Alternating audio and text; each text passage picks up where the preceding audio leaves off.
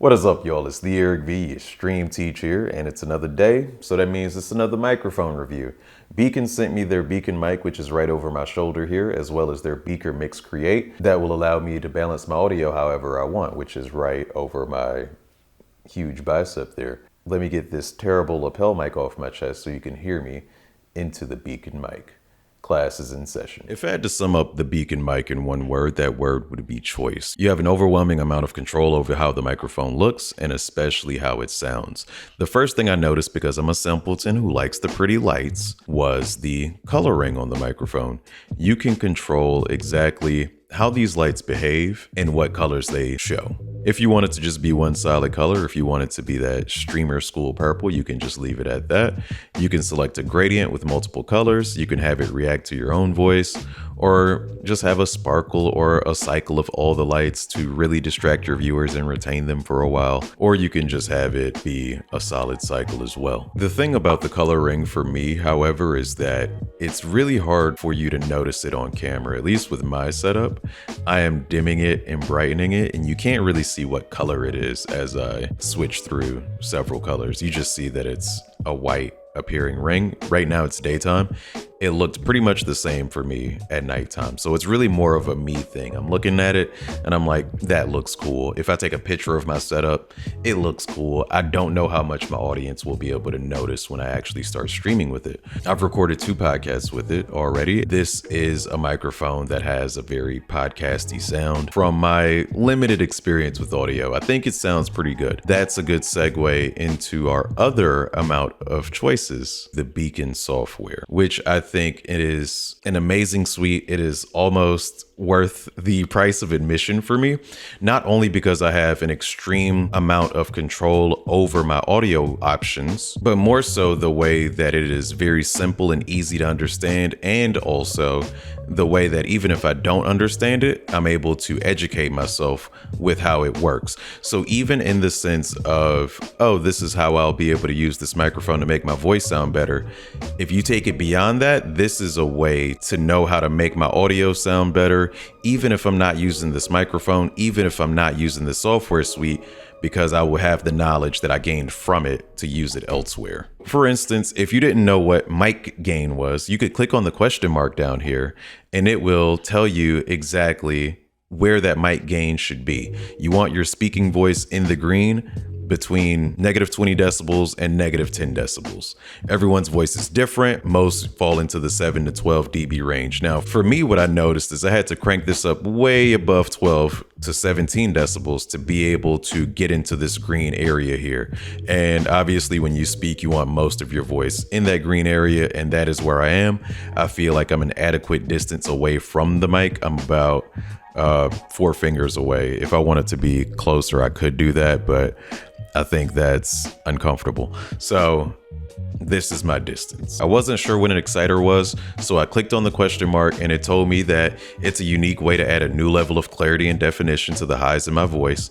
An exciter is the opposite of a de-esser, in that an exciter helps your highs have that smooth sizzle effect. If that wasn't enough information for me to know what an exciter was and how to set that up, I can click on this YouTube icon right here, and that will take me to a tutorial video which is time-stamped to the exciter part of the video so that I can learn more from the BEACN team directly. It's very beginner friendly, and that is what I was worried about when I first opened the software, because when you look at all these waves, it's just like, I don't know what I want to touch. Most of this is out of the box. I wanted to make sure that my voice was in the green, obviously, but if I was an advanced user, I could click on advanced EQ, get more options here, adjust my voice even more. So I'll change my preset to low broadcast voice, just so you can hear how it sounds now that I've done that.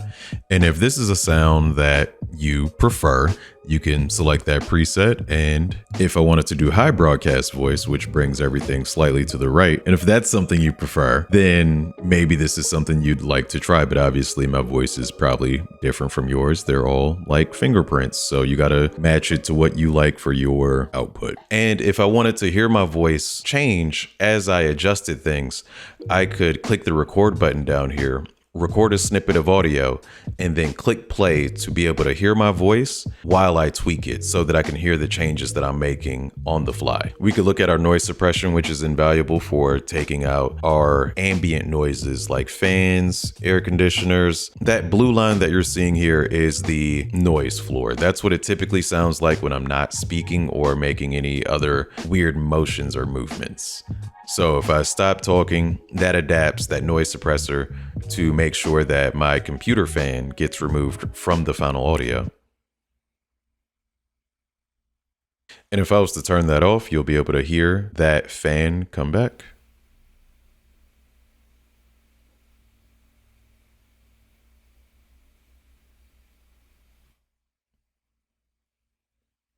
And then you see that the noise got suppressed when I turned the noise suppressor back on, hence the name.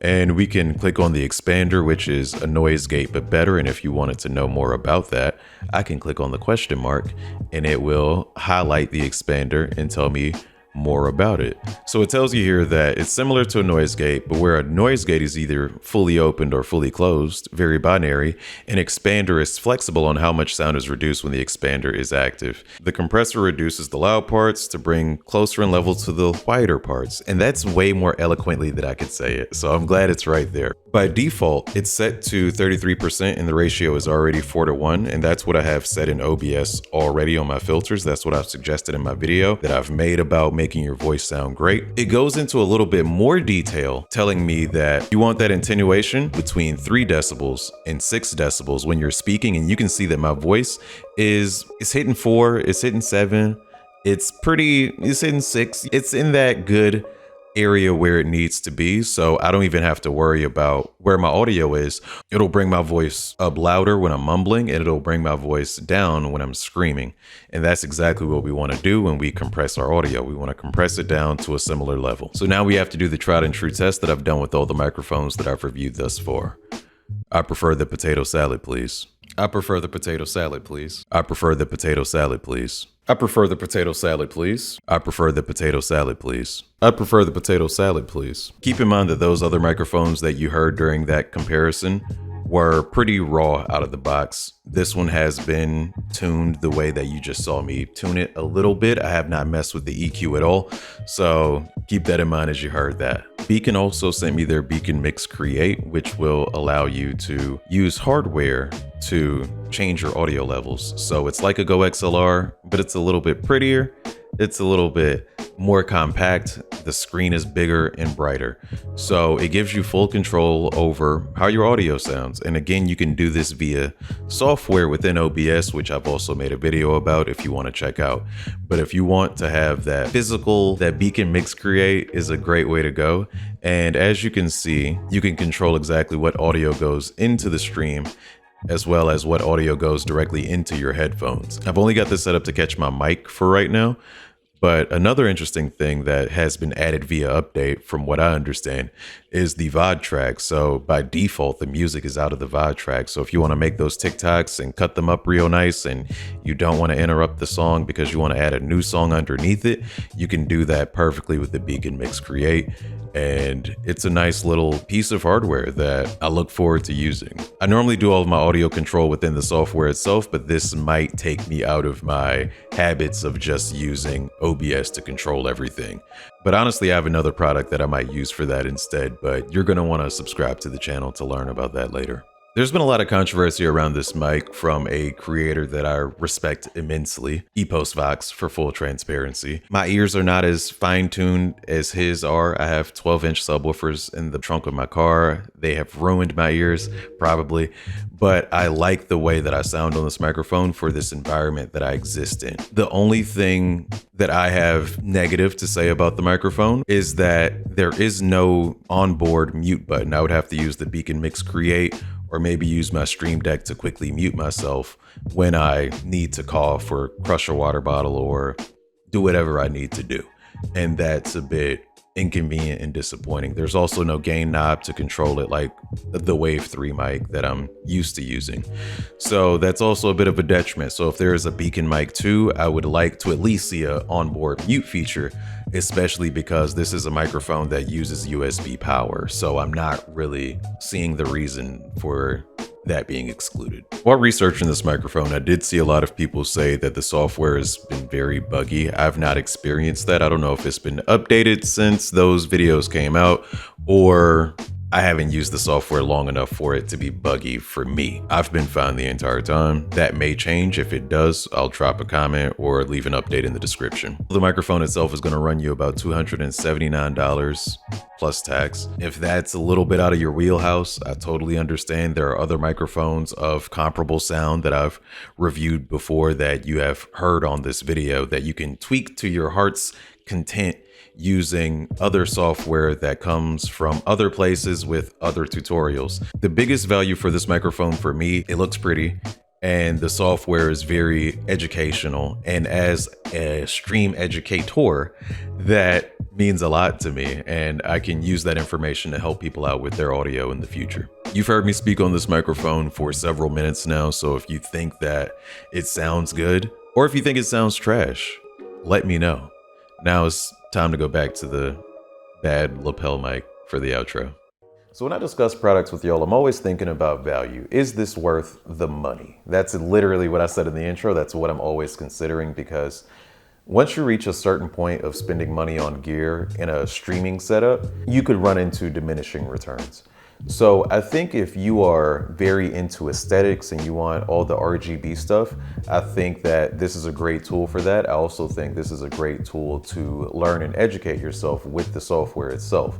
The price point makes it tough for me to recommend to newer users of audio devices. Again, I would defer to the Wave 1 if you're looking for a budget-friendly microphone that will give you access to the Wavelink suite that you can balance your audio via the software there. If you want hardware to tweak that audio, I would say the BEACN Mix Create or the BEACN Mix are good ways to do that. But you can always do that on the software side as well. Despite the BEACN mic controversy of a few months ago when it released, my ears just aren't able to hear the problems with the mic, at least the way it sounds with my voice, again, in my environment, the way I have it tuned. I think it sounds just fine. Do I think it sounds $150 better than the Wave 3 microphone or the Wave DX? I don't. That's what I want you to base your decision off of. If you think it's really worth the money, I don't want you to just toss money willy-nilly at gear, because that is not ultimately what is going to help you be successful. But if you're looking for something that looks good, that will teach you about it and other audio